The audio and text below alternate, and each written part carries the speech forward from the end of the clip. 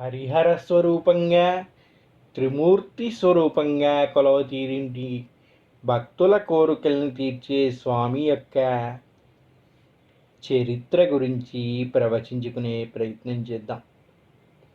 అన్నవరంలో వెలిసిన అనంతలక్ష్మి సత్యవతి సమేత వీర వెంకట సత్యనారాయణ స్వామి గురించి ఈరోజు మనం ప్రవచించుకున్నాం. ఈ స్వామి సమక్షంలో పెళ్ళిళ్ళు చేసుకుంటారు.